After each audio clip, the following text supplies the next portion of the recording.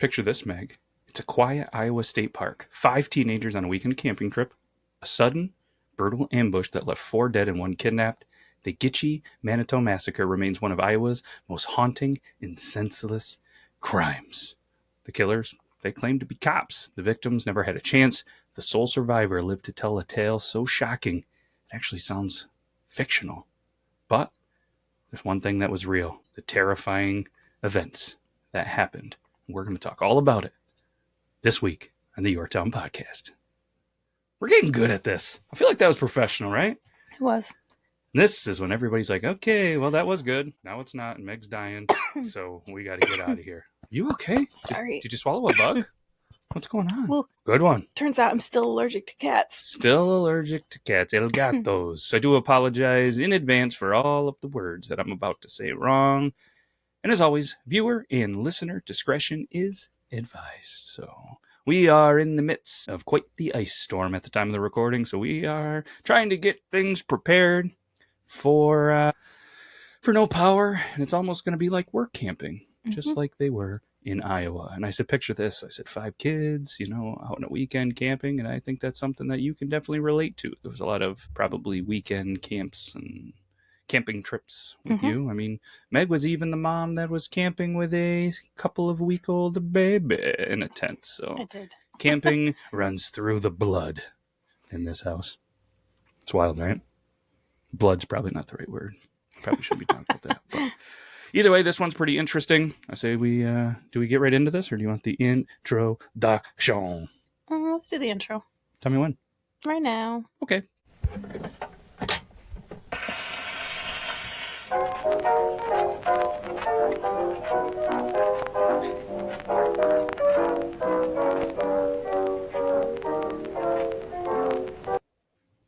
We did it. We're back. Meg needs a drink. And it turns out in the studio, I only have adult beverages. I forgot my water bottle. And it turns out we have too many things to do before we head out. So do you want to take a pause break and grab some water? Are you good? No, I'm okay. All right. Let's get into this, everybody, and let's hope that Meg makes it through it. Send all of your water, whether it's liquid death or smart water or just some good old country tap water.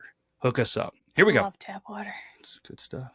Some places, they hold a darkness that never fades. And on a cold November night in 1973, 5 teenagers go camping in Gitche Manitou State Preserve. I think I nailed it in the intro, and now I was thinking about it way too long, and I'm just like in my own head. And before we hit record, Meg was singing a song about this song and about this. And I was hoping it was going to come back, but it didn't. But either way, what else I didn't know if I could do it live or not. That's fair. Without getting hand slapped. Hand slap? I don't know if you can use songs. Oh, we can, as long as we put our creative take on it. Well, when you said hand slap, I don't want people to think that just because you're on camera, I'm over there slapping your hand. Metaphorically. Like, no, Meg. Get in trouble. Gotcha. Get the old strike? Yeah. That's all right. No, we're good. We're good. So, we're camping. Well, we're not. They are. 1973, Gitche Manitou State Preserve. What do you think they're using for gear? I bet you they still got the Coleman. Probably. Still staple, maybe a Stanley mug, not the cool ones that all the girls are using with the straw. Thermal. The green thermal. You can still buy those for like $10. I'm thinking about just getting one. I know. I do like those. You can use them for soup, for coffee, cold water. I'll start carrying those around. They're kind of inconvenient. Why? It has a built-in cup.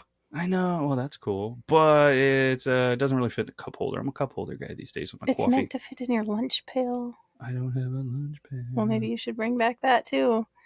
Let us know in the comments if I should bring back the lunch pail. The one with the handle that slides up to lock it. You have to have it up for the top to be locked on. Ghostbusters and Ninja Turtle. If red and white. No, I want Ninja Turtles or Ghostbusters. Anyways. Bringing it back. And you can use it as a table while you're eating. A little mini table. And play jacks. Yeah. The metal ones. Everybody's like, you lost us here. Well, we're trying to get you in the mood. This is what you would do if you were camping. Especially then. It's not like shouldn't be able to go to a campground and be like, what's your Wi-Fi password? Go enjoy the nature. Go enjoy your Stanley and your lunchbox. Soup or coffee. Cooking it on the Dutch oven on the fire. Maybe some chili. Ooh, man, that's not really a camping thing. It is. You get too much chili and then you got to go poop in the woods. That doesn't happen to everybody. That's a you problem. It is a big me problem. I'm going to need some dude wipes or my portable bidet. Back on track. If anybody else needs a portable bidet, make sure you guys go to Kulo Clean. I brought mine to the hotel, and they thought I was weird, but these things are cool. I love them. Meg and the family, they're not as into it as me, but how practical is this? You just take it, you put it on top of any water bottle, and you got yourself a portable bidet. No? Comes in multiple colors. Yeah, I got a 6-pack. Rainbow version. Hell yeah. Friends of the show. Kind of. I just really needed a portable bidet. All right. Back on track. Sorry about that, everybody. This is the true story of the Gitche Manitou Massacre. Get out and go camping. GMM, one of the most horrifying crimes in Iowa history. Let's go ahead and break it down where it all happened. You think we should do it? Mm-hmm. So, obviously, Iowa. I've never been there. You ever been there? Nope. No, I mean, I heard it's nice. And the Gitche Manitou is a small state preserve in Lyon County, Iowa, near the South Dakota border, known for its pink quartzite rocks. Quartzite. Yeah, that's what exactly one of the things that I said. The rocks and the formations. Some are over 1.6 billion with a B. Jeff Bezos kind of money, but 1.6 billion years old, making it the oldest exposed rock in the U.S. It was a pretty popular hangout for local teenagers in the 70s due to its seclusion and natural beauty. But on November 17th, 1973, its peaceful image was shattered when a group of teens walked into a trap they couldn't escape. It was supposed to be a night of music, bonfires, and laughter, but someone else out there in the dark watching them. Dun, dun, dun. There it is. The dun-dun queen strikes again. So, the victims, a group of close friends, Roger Essam, 17 years old, Michael Hadrath, 15, Stuart Bade, 18, Dana Bade, 14, and Sandra Chesky, 13, all from Sioux Falls, South Dakota. They drove out to Gitche Manitou in a Rogers red van. They brought a guitar, some marijuana, and they wanted to enjoy a relaxed night. Rogers van. Here, what's a Rogers van look like? Do you have any idea? Nope. I'm going to look this up real quick. Let's just do a 1970 red Rogers. And brought up Roger Rabbit. Rogers van. Oh, like a Volkswagen one? Is that a Rogers van? Maybe. Interesting. Anyways, I have to imagine that's not it. It also is Rogers is a brand for drums as well. And apparently Kenny Rogers red country boots. That's more up your lane. The ambush. It happened at around 10 p.m. There was 3 armed men that emerged from the woods. They actually claimed to be narcotics officers, and they were just there to conduct a drug bust and ordered the teens to stand up and put their hands in the air. Confused, obviously, the group, they complied, thinking it was a misunderstanding, and unfortunately later, gunfire starts to ring out. It's Rogers van. I was trying to remember what their names were. Rogers red van. I was like, I've never heard of the brand Rogers. Glad you corrected it, because everybody else was like, I'm tuning out if they can't figure out that it was Rogers red van, not a Rogers red van. And I'm looking at like a Volkswagen red. Well, there it was. For all intents and purposes, it was a red Chevy van. Something that maybe even the friends of Maple City Auto could take a look at if you had some issues with it. Rogers red van. Figured that out. Oh, good call. Good call, Meg. That's why you make the big bucks on the show. Mm-hmm. Well, speaking of Roger, unfortunately, he was shot first in the head and chest, died instantly. Stuart tried to run, but unfortunately was gunned down. Michael shot in the back and left for dead. Dana, the youngest at just 14 years old, begged for their life before executed at point blank range. Then there's Sandra, was the only one that was spared. Could you imagine being so young, watching your friends gunned down right in front of you, knowing that you could and probably would be next? Well, that's just terrible. And I mean, it's one of those things. They're so young. It's the 70s. And if somebody's saying, hey, narcotics, your first brain is like, probably thinking, at least mine's like, okay, they have guns. There's no way it's the narcotics department out here in the middle of nowhere looking for us. But they got guns. What are you going to do? The Fryer brothers are the alleged killers. Alan and James, 29 and 21, and David, 24, three brothers from a nearby farm in Sioux Falls, South Dakota, where a lot of these teenagers were from as well. They're career criminals known for petty theft, illegal hunting, and violent behavior. They hunted for fun, but that night, unfortunately, their prey was human. And people are thinking, like, why did they do it? Apparently, they wanted to kidnap a girl.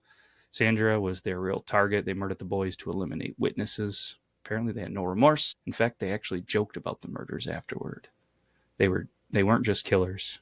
They were sadistic predators who treated human life like a game. Obviously, Sandra survives, and I just couldn't imagine the whole ordeal of that. And, you know, after the Fryer brothers executed her friend, Sandra was thrown into the pickup truck and drove to a farmhouse. She was held hostage there overnight. The next morning, they let her go, but warned her that if she told anyone, they would kill her family. Obviously, she's young, she's terrified. She stayed silent for days, and then eventually went to the police. Within a week, all three Fryer brothers were actually arrested. Thankfully, Sandra, she was able to, you know, give a very big testimony, was actually the key in convicting them. Alan, James, and David were sentenced to life in prison without parole, and still, apparently, allegedly, they never expressed a little bit of remorse for their murders. And the only reason, apparently, that Sandra survived, because the killers wanted her alive, but her testimony ensured that they never killed again. And, you know, sometimes after something like this, unfortunately, towns, they get known for incidents like this. So I guess, how did the murder still haunt Iowa? Well, to this day, it's still known as the Gitche Manitou murders. And from what I understand, a lot of people still avoid that place after dark. Locals, they report ghostly whispers and eerie lights near the crime scene. And Sandra, she later wrote a book about her survival and the trauma. We should look that up and write that down. Check it out and see what it's about. The Gitche Manitou Massacre remains one of Iowa's darkest times. It wasn't a robbery. It wasn't an accident. It was a murder for the sake of murder. And the scars of that night have never faded. So, Meg, what do you think? Was it premeditated? A twisted impulse? You know, did the Fryer brothers kill before? Are there more victims? I mean, what's your initial take on this? I almost feel like it was premeditated. Yeah. Well, I feel like the idea of it was, but I think it's like a cross between being premeditated and impulse, because I feel like they had this idea, but then that situation just happened to be in front of them. Like, they were going to be out there anyways. They didn't know that the five of them were going to be there. They were just like, hey, it's a pretty popular spot. People like these rocks. People know here. They're going to come camping. Oh, they said they wanted to kidnap a girl. Saw a girl. I'm wondering if Dana was a boy. That's what I'm wondering, too. I think so, too. Yeah, so it could have been a boy, which, yeah, a boy named Sue. Could have been easy. A boy named Dana in the 70s. Well, Dana used to be a boy's name. Really? Mm-hmm. I Interesting. know a few Danas. Do you? That are... Oh, yeah, Dana White. Like the head of UFC and stuff. Yeah. I also know female Danas, too. Yeah. Good mix, both. Interesting. My brain went female. Sorry, Dana White. Yeah, Rogers Red Van. That still tripped me up. But yeah, I'm the same. I think they were out there. Obviously, they have guns. They probably were there. The kids started smoking some marijuana. They were just like, oh, it's narcotics. We smell weed. Did the act. And I'm just thankful that Sandra didn't have anything too terrible happen. There's a lot of stories that we have covered that are out there where, you know, usually a female victim held hostage has a lot of extra trauma and things that happened. And from what I understand, there wasn't a ton of that, but doesn't mean that there is. The research was a little bit limited on that. But we are going to look for the book. Probably going to be a pretty crazy thing to be able to add to it. If we do find a copy of the book, we'll put it in the description in the video and audio of this. So, do you think that the Fryer brothers killed before? Do you think there was more victims out there? Or do you think this was the first one? I don't know. I think it's the first. I think it was a situation that went wrong. I got you. I Yeah. think it was more than what they had planned. I agree. I agree with you. It's just, they look like, at least one of them, they look like some troubled boy. Like this one over here definitely looks like potential serial killer. The other ones, I mean, they said they were violent. very violent. So here's, let's see if I can show you guys here. This one here actually looks like a guy that I know. But here is the Fryer brothers for anybody that is watching the video. Yeah, there's a lot of great articles and some stuff that is on there. But all right, well, I think that's all I got on this. You got anything else? I don't think so. All right, we're gonna look for the book, and we are gonna prep for a weekend of basketball and a weekend of terrible weather. But I'm gonna leave you with a quote. You want to read it, Mick? You want me to read it? I'll do it. All right. You sound so excited about it. Congratulations making it through the episode without a drink of water as well. Thanks. You're welcome. Short-lived. Oh, I jinxed it. The tickle. Tickle gone? Mm-hmm. Slapped it right out of you. Yeah. Evil can hide anywhere, even in the most peaceful places. Stay safe. Stay curious. This was your town. Look at that for a little bit of an outro. If you guys like this episode, there's so many more. And if there's anything else you want, we got all sorts of stuff on the Beard Law Studio, don't we, Meg? Every Monday, Your Town Podcast, baby. Every Tuesday, Triple T Podcast with myself and Luther Grimwood. Every Wednesday, if you're into the fictional stories that are made up by me, Tales of the Beard. Every Thursday, Brandon J. Euban, myself, Stay Out of My Fridge. We talk dad stuff. We talk life. We talk food. Don't come hungry. You'll leave starving. Every Friday, The Boys. They're on there for the Body Wrong podcast every Saturday. Not only is a little bit of a pass ball podcast trickled out into the world, but, Meg, we got a new little segment, don't we? Beardtory, Beard History. Episode 1, Blackbeard. Episode 2, Rasputin. Episode 3, well, you'll have to come back and check it out. Maybe it's somebody that you've heard of before. And then on Sunday, Street Sign Story Time, baby. A lot of stuff going on. Can't thank everybody for taking some time out of their day to give this a listen. That's all I got. You got anything else, Meg? I don't, other than I think that person may actually have a podcast. Ooh. Sandra? I'm not 100% sure, but it kind of looks like it might be that person. Ooh. What's the last name again? Chesky. Cheskey. Sandra Chesky Podcast. Yeah, Let's see here. it is. At the Listen to the Gitche. episodes. Well, there we go. There's all sorts of stuff, obviously, about the Gitche Manitou murder crimes, but yeah. Surviving Gitche Manitou, the Sandra Chesky story. There is all sorts of stuff. Go give it a listen. Give it a watch. There we go. It was 50 years ago, 2 years ago. I think the book is called Gitche Girl. Gitche Girl. The Survivor's Inside Story. There we go. I think. Yeah, 10 Minute Murder did a podcast episode. There's a lot of stuff on this. So obviously we're not the only one that ever comes up with these topics. But yeah, a lot of good stuff. Go show them some love and support and go check out all the friends of the show in the description. Or don't. I'm not the boss yet. But either way, we're out of here. Hopefully you have a good rest of your day, your week, your month, your year. We'll be back next week. Take care, everybody. Bye.